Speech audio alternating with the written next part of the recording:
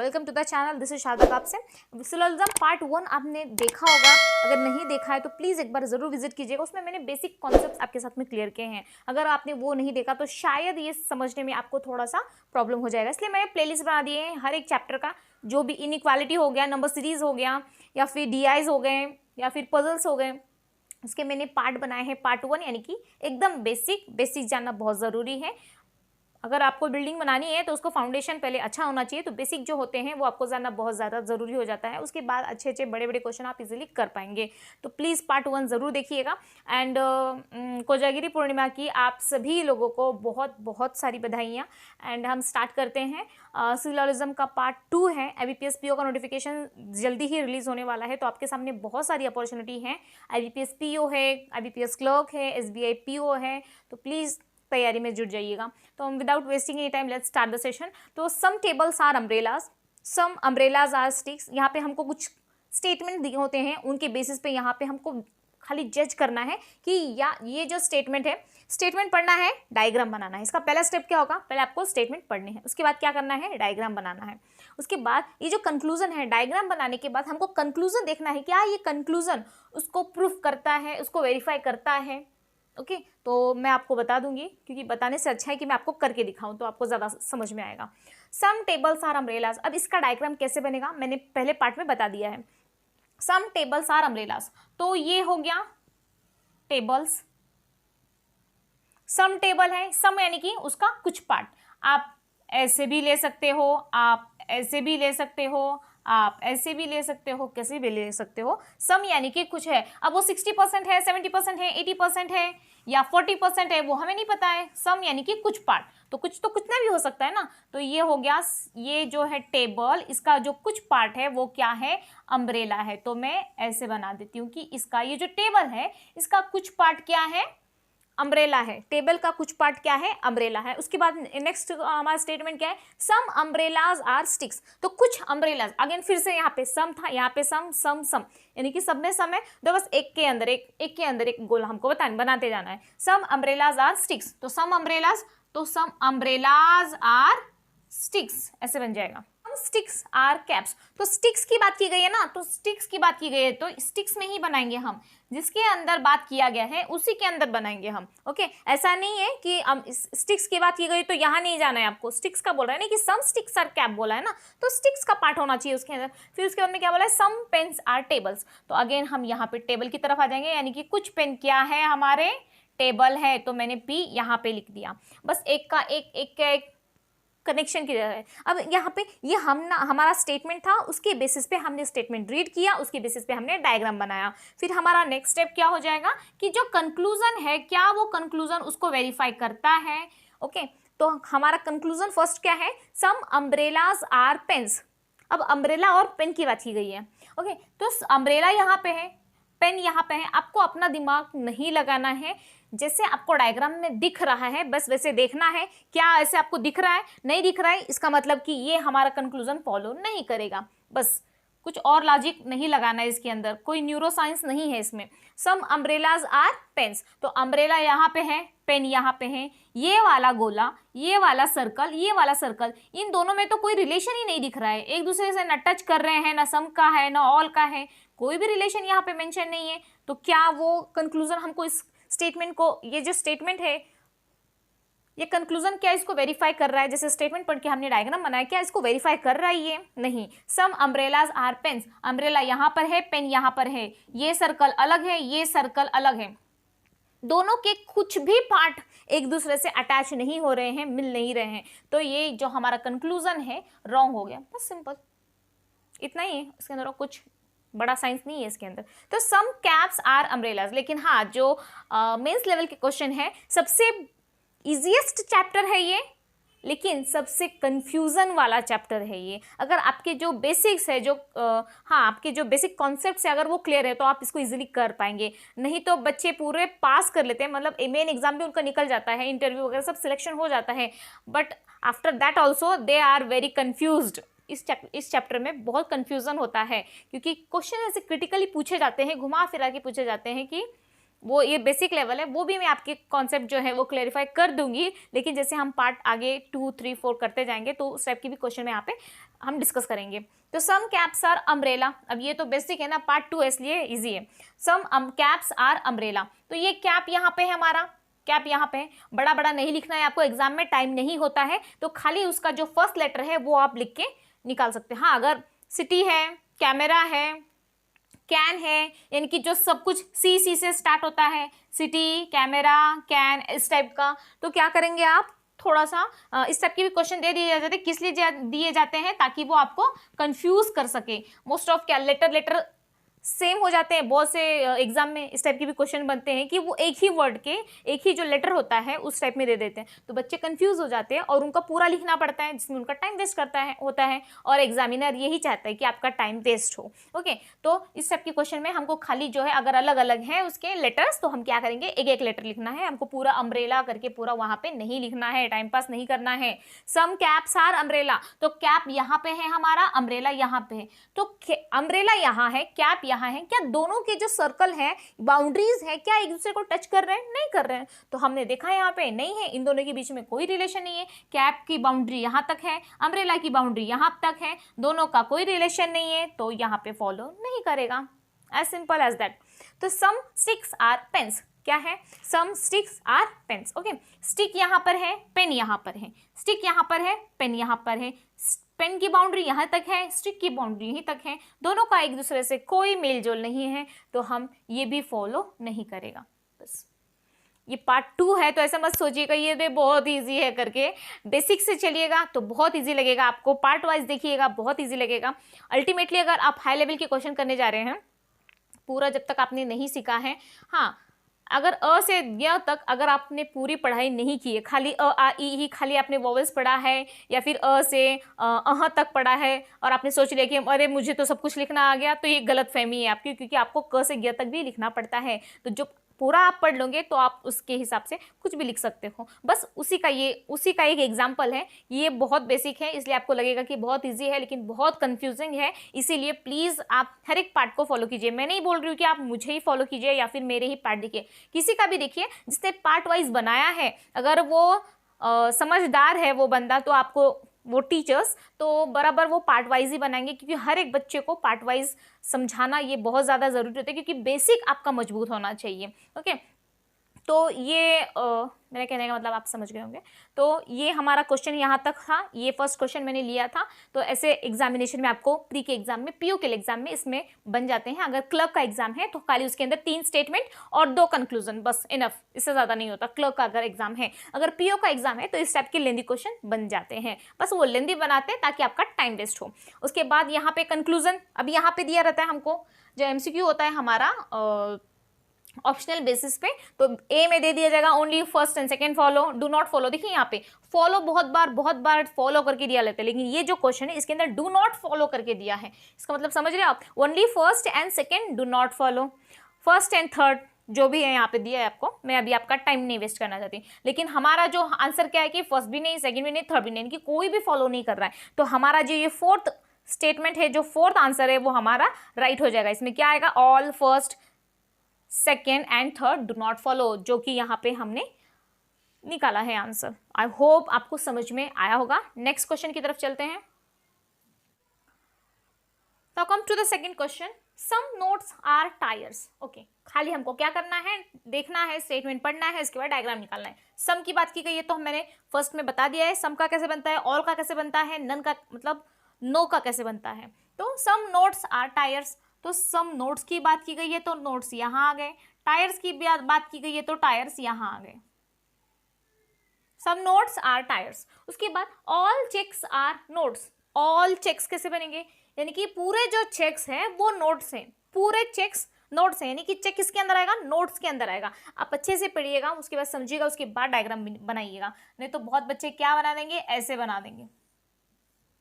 Check, ये note है, ये चेक है, तो इसका जो स्टेटमेंट क्या बनेगा डायग्राम के हिसाब से कि ऑल नोट्स आर चेक्स, लेकिन हमको क्या बनाना है, ऑल चेक्स आर नोट्स। इसके हिसाब से कैसे बनेगा, ये जो पूरे नोट्स है वो क्या है, चेक्स है, ऑल नोट्स आर चेक्स, लेकिन हमको बनाना है ऑल चेक्स आर नोट्स, यानी कि जो चेक है वो कहाँ बनेगा, यहाँ बनेगा।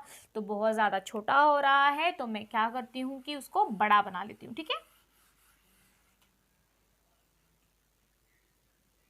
सम नोट्स आर टायर्स था, तो नोट्स का ऐसे बना लिया मैंने, सम नोट्स आर टायर्स हो गया, तो ये टायर्स बन गया हमारा। फिर ऑल चेक्स आर नोट्स बना है, तो चेक यहां पे बना लेते हैं हम ऐसे, सी, ऑल चेक्स है ना, यानी कि चेक का पूरा पार्ट कहाँ गया, नोट्स में आ गया, यानी कि पूरा चेक क्या है, नोट्स है, okay. All tires are books, अब टायर्स की, ऑल टायर्स की बात कही है, यानी कि पूरा जो टायर है वो क्या है, बुक है, पूरा जो टायर क्या है, बुक है। ऑल बुक्स आर रॉड्स, यानी कि अब ये पूरा बुक क्या आ जाएगा, हमारा रॉड आ जाएगा। तो इस हिसाब से क्या बनाना है, हमको डायग्राम बनाना है। स्टेटमेंट पढ़ना और डायग्राम बनाना बहुत बहुत बहुत इंपॉर्टेंट है। उसके बाद तो देखना है, कंक्लूजन निकालना है आपको। अब हमने स्टेटमेंट पढ़ा, उसके हिसाब से डायग्राम बनाया, अब कंक्लूजन आता है। कंक्लूजन क्या देखते हैं, all rods are notes, all rods are notes. अब हमारा रॉड यहाँ पे है, नोट कहाँ पर है, यहाँ पर है, दोनों का रिलेशन है, दोनों की बाउंड्री क्या टच कर रही है, टच कर रही है। लेकिन देखिए रॉड की बाउंड्री यहाँ से यहाँ तक है और नोट की बाउंड्री यहाँ से यहाँ तक है। देखिए यहाँ पे टच हो रहा है ना, रॉड यहाँ पे मिल रहे हैं, नोट यहाँ पे मिल रहे हैं, बाउंड्री हो रही है, लेकिन यहाँ पे क्या बोल रहा है, ऑल का। अगर ये बोला जाता कि सम रोड्स आर नोट्स, राइट हो जाता। अगर ये भी बोला जाता कि सम नोट्स आर रॉड्स, इस टाइप की अगर बनता है कि सम रोड्स आर नोट्स, हो जाता, सम नोट्स आर रॉड, हो जाता। दोनों केसेस में क्या हो जाता, आपका आंसर राइट हो जाता। लेकिन यहाँ पे क्या बोला कि ऑल रॉड्स आर नोट्स, यानी कि स्टेटमेंट कैसे, हमारा डायग्राम कैसे बनेगा, इसके हिसाब से ऐसे बनना चाहिए, ऑल रॉड्स आर नोट्स, यानी कि पूरा जो रॉड है वो क्या आ जाएगा, नोट आ जाएगा। लेकिन क्या यहाँ पे ऐसा कुछ दिख रहा है, जब मैं ये देख रही हूँ, ये जो यहाँ पे स्टेटमेंट कंक्लूजन में दिया है हमको, तो कंक्लूजन के हिसाब से तो ऐसा वाला अगर डायग्राम होगा तो हमारा राइट हो जाएगा।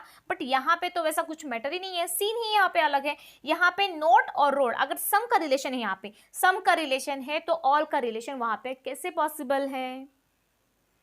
सम फैमिली मेंबर, ए की कुछ फैमिली मेंबर बी की कुछ फैमिली मेंबर से बात करती है, सम बोला गया है, ऑल नहीं बोला है। ऑल यानी कि अलग होता है। हाँ, जब बोला गया कि ऑल रॉड्स आर नोट्स, तो इस केस में ऐसे बनेगा, ऑल का ऐसे बनेगा। लेकिन अगर बोला गया है, जैसे एक एग्जांपल छोटा सा मैं बता रही हूँ आपको, जगह तो नहीं दिख रही यहाँ पे, ऑल ए आर बी, ठीक है। अब मैं यहाँ पे आपको एक स्टेटमेंट ये वाला एग्जांपल के लिए, लेकिन बहुत जबरदस्त आपको समझ में आ जाएगा। देखिए ये ए है, ये बी है, ए की फैमिली बी की फैमिली, ये ए की फैमिली है, बी की फैमिली, ए की फैमिली में 1 2 3 4 है, बी की फैमिली भी 1 2 3 4, ये मेंबर से, यानी कि 4 मेंबर यहाँ पर बने, 4 मेंबर बी की फैमिली में भी है। तो यहाँ पे बोला कि ऑल ए आर बी, यानी कि पूरे ए जो है वो क्या है, बी से बात करते हैं। इस स्टेटमेंट के हिसाब से हमारा डायग्राम ऐसे बनेगा कि all A are B, all A are B, यानी कि पूरे ए के जो लोग हैं वो बी से बात करते हैं, पूरे ए के लोग जो हैं वो बी से बात करते हैं। तो मैं क्या ऐसे बोल सकती हूँ कि 3 और 4 भी बात कर सकते हैं, बात करते हैं। अगर मैं बोलूँ कि 3 और 4 भी बात करते हैं, तो करते होंगे ना, जब पूरे बात कर रहे हैं तो 3 और 4 भी तो करेंगे। 3 और 4 क्या है, वो भी तो फैमिली मेंबर है, वो भी फैमिली में ही आते हैं ना। तो ऑल बोला गया है, यानी कि उसके पेरेंट्स, उसके दादाजी, जो भी होंगे, जितने भी फैमिली मेंबर्स होंगे, वहाँ पे हमको नहीं पता है, वहाँ पे मेंशन नहीं किया, जितने भी लोग हैं एक ही फैमिली में, पूरे लोग क्या है, बी से बात करते हैं।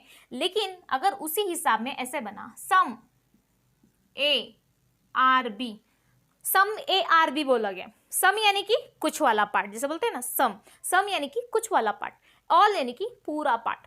तो क्या इसके हिसाब से मैं बोल सकती हूँ कि सम ए आर बी, यानी कि अब सम ए आर बी यानी कि उसका 1 2 बात कर रहा है, या 1 2 3 बात कर रहे हैं, लेकिन ये 1 2 3 4 बात कर रहे हैं, ये नहीं आएगा। वो अगर मैं 1 2 3 4 पूरा ले लूंगी तो वो ऑल का कॉन्सेप्ट हो जाएगा।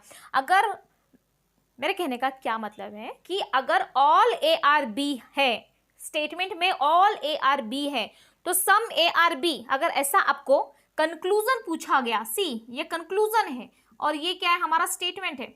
अगर स्टेटमेंट में बोला गया कि ऑल ए आर बी और अगर कंक्लूजन में बोला गया सम ए आर बी, तो ये हमारा राइट हो जाएगा। क्योंकि अगर सभी लोग बात कर रहे हैं तो सम लोग भी तो बात करेंगे ही ना। जैसे मैंने बताया कि सम भी तो क्या है, उसकी फैमिली का मेंबर ही है। सम में 1 2 आ सकते हैं, 1 2 3 आ सकते हैं, 2 3 4 आ सकते हैं, 1 2 4 आ सकते हैं, कोई भी आ सकते हैं, लेकिन सम है तो वो राइट हो जाएगा। लेकिन अगर हमको स्टेटमेंट ये दिया है कि सम ए आर बी, सम बोला गया है वहां पे, सम ए आर बी यानी कि 1 2 3 1 2 4 कोई भी हो सकता है। अगर स्टेटमेंट में हमको बोला है कि सम ए आर बी और अगर हमको कंक्लूजन पूछा जाए कि ऑल ए आर बी, तो ये हमारा गलत हो जाएगा। क्योंकि वहां पे बोला है कि 1 2 3 1 2 4 सम बात कर रहे हैं, पूरे नहीं बात कर रहे हैं।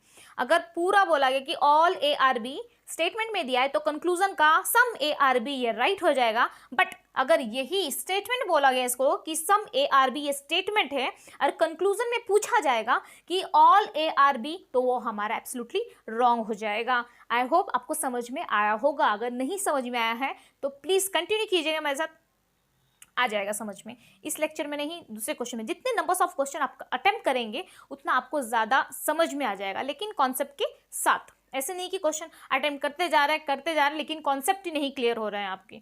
तो मुझे लगता है यहाँ तक आपको समझ में आ गया होगा। बस तो इसके हिसाब से ऑल रॉड्स आर नोट्स, तो उसके हिसाब से तो ये बन रहा है डायग्राम, लेकिन हमारा डायग्राम तो ये है। इसका मतलब यहाँ पे ये फॉलो नहीं करेगा। हाँ, अगर सम बोला जाता कि some notes are rods, some rods are notes, तो उस केस में ये क्या हो जाता, राइट हो जाता। लेकिन यहाँ पे ऑल का बोला गया है, सम का दिया है स्टेटमेंट और ऑल के बारे में पूछा है, तो यहाँ पे तो रॉन्ग हो जाएगा। देखिए समझ में आ रहा है आपको, यहाँ पे सम का रिलेशन शो हो रहा है डायग्राम के हिसाब, स्टेटमेंट के हिसाब से सम का रिलेशन शो हो रहा है, लेकिन यहाँ पे कंक्लूजन में बोलते कि ऑल का रिलेशन है, वो तो गलत हो जाएगा। हाँ, लेकिन अगर ऑल दिया है डायग्राम में, आपको ऑल का रिलेशन दिखा रहा है और यहाँ पे अगर सम पूछा जा रहा है, सम बोला जा रहा है, तो उस केस में वो राइट हो जाएगा। Some books are tires, book यहाँ पर है, टायर यहाँ पे है, देखिए यहाँ पे है। सम बुक्स आर टायर्स है, ये जो बुक का पार्ट है, देखिए सिंपल मैंने बता दी, इतना पूरा क्या है, बुक का पार्ट है ना। यहाँ पे ये क्या है, बुक का पार्ट है, इतने बुक्स हैं पूरे। ये जो मैंने लाइनिंग किया है ये क्या है, पूरे ये पूरे बुक्स हैं, ये पूरे बुक्स हैं। तो आपको इस डायग्राम में दिख रहा है ना कि कुछ बुक क्या है, टायर भी तो है। इतना जो बुक है, बुक का ये वाला पार्ट, यहाँ से यहाँ तक ये पूरा जो यहाँ पे मैंने लाइनिंग किया है वो पूरा पार्ट क्या है, बुक है। तो इसका पूरे बुक का कुछ पार्ट टायर है। देखिए यहाँ पे, यहाँ से यहाँ तक ये क्या है, ये पूरे टायर तो है। इसका मतलब वो इसको क्या कर रहा है, वेरीफाई कर रहा है, यानी कि ये राइट है हमारा। उसके बाद सम टायर्स आर चेक्स। अब टायर कहाँ पर है, ये वहां यहाँ पे है। चेक्स कहाँ पर है, यहाँ पर है। टायर और चेक्स के बारे में कुछ तो बाउंड्री यहाँ पे मिस हो रही है ना यहाँ पे, क्योंकि दोनों की बाउंड्री तो टच ही नहीं कर रही है और यहाँ पे बोला भी नहीं गया है। यहाँ पे खाली नोट्स, चेक का नोट्स के साथ में रिलेशन यहाँ पे बताया है। यहाँ पे हमको ये नहीं बताया है कि चेक्स का किसी और के साथ में, वो हम वहाँ पे कंफर्म नहीं है, हम वहाँ पे श्योर नहीं है। तो जब यहाँ पे कुछ मेंशन ही नहीं किया है तो यहाँ पे क्या आ जाएगा, गलत आ जाएगा। Some tyres are checks, some tyre हमारा ये वाला है बाउंड्री और चेक हमारी ये वाली बाउंड्री है, दोनों की बाउंड्री एक दूसरे से टच नहीं कर रही है। तो यहाँ पे हम सिंपली क्या कर देंगे, इसको रॉन्ग कर देंगे, क्योंकि चेक का रिलेशन केवल क्या है, ये नोट्स के साथ में बताया, किसी और के साथ में यहाँ पे मेंशन ही नहीं किया है। सम नोट्स आर टायर्स, फिर ऑल चेक्स आर नोट्स, बस इतना ही किया है और चेक के बारे में यहाँ पे कुछ भी मेंशन नहीं किया है। तो हम जब नहीं वहाँ पे रिलेशन मेंशन किया है किसी और के साथ में, तो हम भी वहाँ पे रिलेशन नहीं वहाँ पे बता सकते, इसलिए सम टायर्स आर चेक्स ये क्या हो जाएगा, गलत हो जाएगा। अब यहाँ पे हमको ABCD जैसे ऑप्शन में दिया रहेगा आपको, तो क्या आएगा, first and second do not follow, क्या आएगा हमारा, first and third do not follow. इसके हिसाब में देखिए, एग्जामिनर इतना चालाक होता है, मैं आपको बता नहीं सकती, आपको पता हो गई।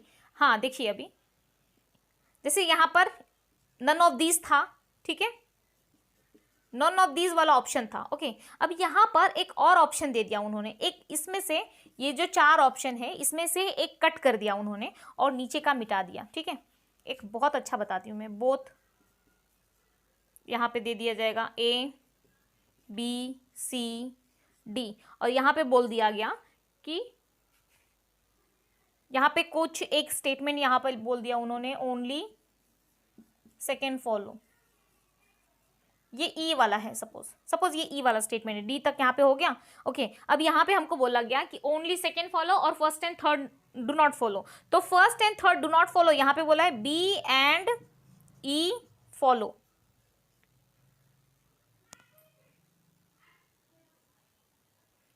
मैं आपको डिटेल में बताने की कोशिश कर रही हूँ कि एग्जामिनर कितना चालाक होता है, कितना चालाक होता है वो। यहाँ पे हमने जब सॉल्व किया तो हमको क्या दिख रहा है कि first and third do not follow. जब हम यहाँ पे देखते हैं कि first and second do not follow, वो तो नहीं है, यहाँ पे सेकंड तो है ही, मतलब राइट है, first and third do not follow. तो हम लोग क्या करते हैं, बच्चे क्या करते हैं कि यहाँ पे टिक मार्क कर देंगे, ऑप्शन सेट कर देंगे और टाटा बाय बाय चले जाएंगे नेक्स्ट क्वेश्चन पे। लेकिन वो आगे नहीं देखते हैं। अब यहाँ पे first and third do not follow ये तो दिया ही है, साथ में only second does not follow ये तो है ही नहीं, मतलब वो तो फॉलो कर रहा है, ऑल फर्स्ट एंड ये भी नहीं कर रहा, लेकिन वो ये ऑप्शन नहीं देख पाते हैं, ओनली सेकेंड फॉलो ये भी तो राइट ही है ना, first and third do not follow ये भी राइट है, ओनली सेकेंड फॉलो ये भी तो राइट ही है। इसका मतलब ऑप्शन ये वाला जो आएगा यहाँ पे एफ जी जो भी, मतलब वैसे तो 4 ही ऑप्शन होते हैं, लेकिन मैंने आपको समझाने के लिए नीचे का वो पहले वाला ऑप्शन मिटा के एक दूसरा ऐड कर दिया ताकि आपको अच्छे से समझा पाऊँ मैं। तो यहाँ पे both B and E follow ये वाला आ जाएगा, क्योंकि हमारा ये भी फॉलो कर रहा है और ये भी फॉलो कर रहा है कि both B and E follow. तो इस टाइप से एग्जामिनर आपकी मजा लेता है। तो थैंक्स फॉर वॉचिंग। आपको वीडियो कैसा लगा प्लीज़ मुझे कमेंट सेक्शन में ज़रूर बताइएगा, एंड फॉलो द पार्ट, जो भी मैं प्लेलिस्ट बनाऊंगी उसको ज़रूर फॉलो कीजिएगा। मैं आपके सारे कॉन्सेप्ट क्लियर कर दूंगी, कोई भी एक भी क्वेश्चन आपके माइंड से नहीं जाने वाला है, बिलीव मी, ट्रस्ट मी। तो कैसा लगा आपको? Thanks for watching, keep watching, I need your support. जय हिंद, जय भारत। साथ में रहिएगा, प्री एग्जाम की तैयारी, मेन एग्जाम की तैयारी, इंटरव्यू की तैयारी साथ में करेंगे। जय हिंद, जय भारत।